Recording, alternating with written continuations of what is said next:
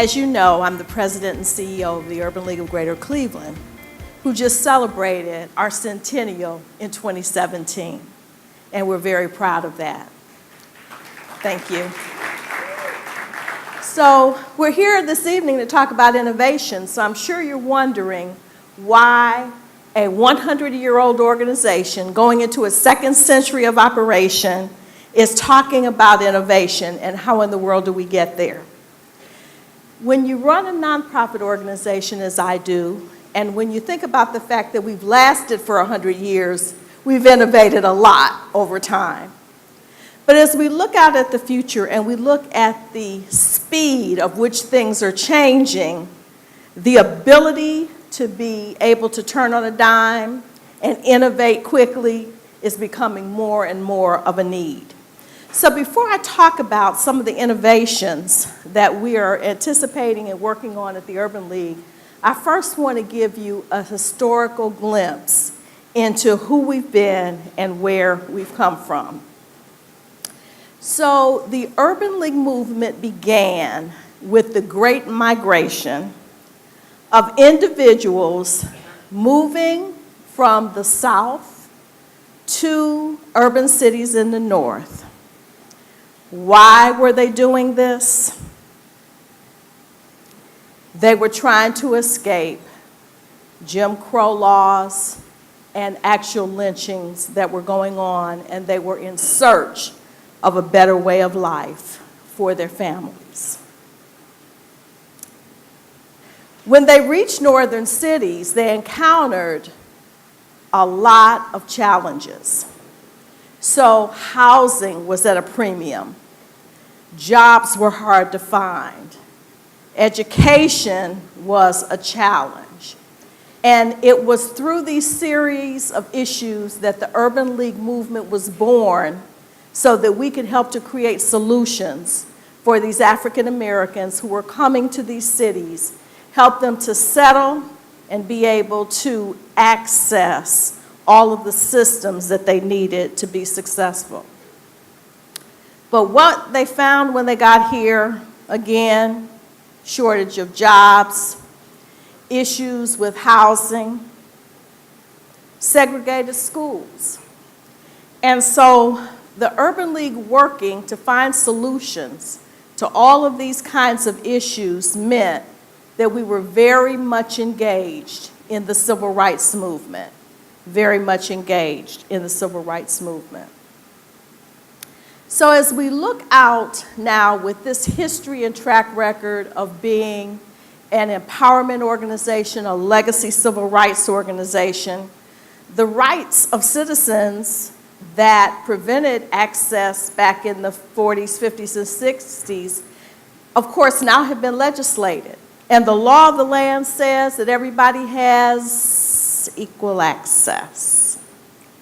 But I say to you, audience, this evening, that equal access itself by law doesn't mean that individuals can walk through every door equally.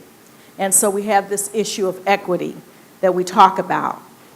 And so in the Urban League movement today, it's important that my team and I and all of those who work in this environment really understand the systems with which we need to interface.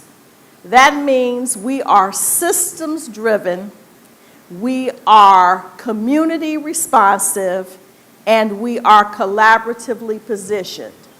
And these three factors are the things that have allowed us to remain relevant in this community over 100 years and will surely take us into the next century. Many companies or there are many operations out there who analyze data, look at the problem, and state what they are. However, the Urban League is about finding solutions, and so we are the Do Tank organization. Within the movement, there are 88 affiliates across the country. We are one. And we all are our own 501c3s and operate independently, but we're connected to the National Urban League through something called Terms of Affiliation. And in your Urban League of Greater Cleveland here, we operate in 3 primary areas of service. They are workforce, entrepreneurship, and education, all of whom you've heard some of being mentioned here today.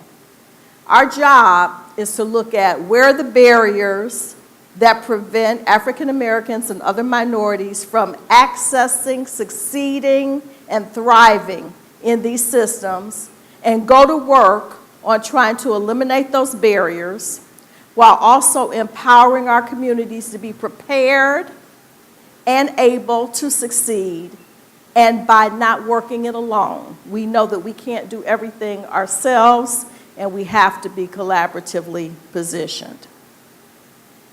So as we look out to the future, to that next horizon, and those next areas, I was in a conversation today talking about blockchain and talking about all the different technologies that are evolving. We look out over the horizon, we know that there's going to be much work to do for the Urban League of Greater Cleveland, and we are going to want to make sure that we keep equity at the front of the work that we do, and that we're helping to eliminate barriers and increase access so that equity can be prevalent in every area of the systems of education, of workforce, and the like.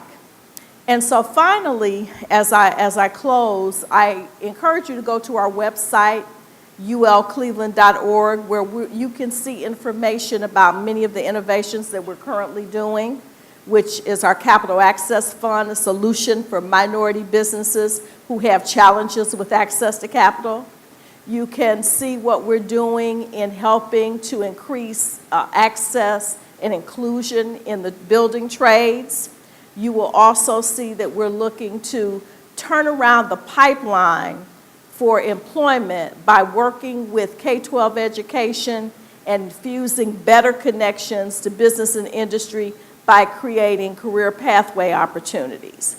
So if anything that you've heard from me tonight sounds like the kind of partner that you would like to work with, we encourage you to come on board and talk with the Urban League, check out the Urban League, and you can do that through our board association, you can do that through our volunteer groups, which are our young professionals and our guild, and you can certainly always become a member.